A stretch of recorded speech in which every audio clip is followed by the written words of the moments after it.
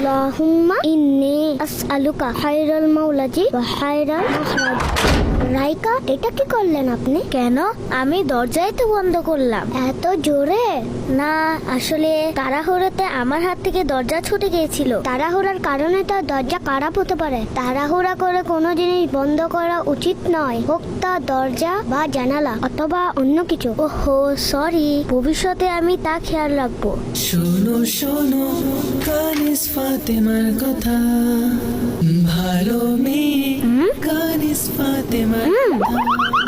শোনো শোনো কানিস ফাতেমার কথা, ভালো মেয়ে কানিস ফাতেমার কথা। শোনো শোনো কানিস ফাতেমার কথা, ভালো মেয়ে। রাইকা, এটা কি করছেন আপনি? পানি পান করছি দাঁড়িয়ে দাঁড়িয়ে। তো কি হয়েছে? পানি বসে পান করা উচিত। কিন্তু কেন? কেননা পানি বসে পান করা সুন্নাত। আচ্ছা। আর হ্যাঁ রাইকা, যখনই পানি পান করবে তখন বিসমিল্লাহ বলে আলোতে দেখে 3 নিঃশ্বাসে পান করবেন। আলোতে কেন? অন্ধকারেও তো পানি পান করা যেতে পারে। যদি অন্ধকারে পানি পান করেন আর গ্লাসে কোনো ময়লা ইত্যাদি থাকে তবে তা পেটে চলে যাবে, যার ফলে আপনি অসুস্থ হতে পারেন। বিসমিল্লাহির রহমানির রহিম।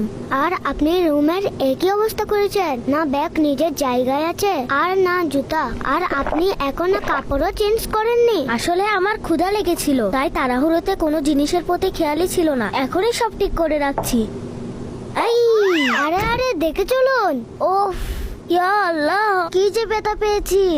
দেখেছেন রাইকা, আপনি আপনার রুম পরিষ্কার না রাখার কারণে আর তাড়াহুড়ো করার কারণে নিজেই কষ্ট পেলেন। ইনশাআল্লাহ ভবিষ্যতে আমি স্মরণে রাখবো। চলুন, জোহরের নামাজের সময় হয়ে গেছে, এখন নামাজ আদায় করে নে। জি ঠিক আছে।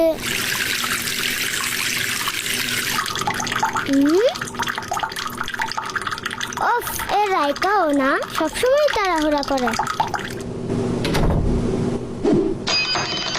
রাইকা, কি হলো আপনার? সব কাজে এত তাড়াহুড়া করছেন যে কিছু খেয়ালই করছেন না। প্রথমে আপনি তাড়াহুড়া করে দরজা বন্ধ করেছেন, এরপর তাড়াতাড়ি খাওয়ার জন্য রুম অগোছালো রেখে আপনি লাঞ্চ করতে বসে পড়েছেন। এরপরে আপনি তাড়াহুড়া করে দাঁড়িয়ে পানি পান করতে লাগলেন। আর এখন আপনি ঠিকভাবে পানির ট্যাপও বন্ধ করেননি।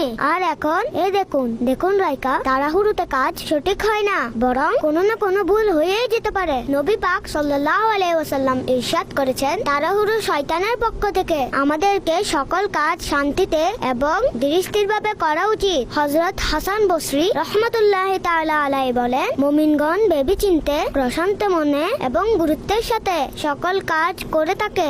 জি আপু, ভবিষ্যতে আমি আর তাড়াহুড়ো করব না ইনশাআল্লাহ। চলুন এখন নামাজ আদায় করে নি। আর হ্যাঁ, প্রশান্ত মনে এবং ধীরস্থিরভাবে পড়ুন। নবী পাক সাল্লাল্লাহু আলাইহি ওয়াসাল্লাম এর হাদিসের সারমর্ম হলো, নামাজ ধীরস্থিরতার সাথে আদায় করতে হয়। জাযাকিল্লাহু খায়রা।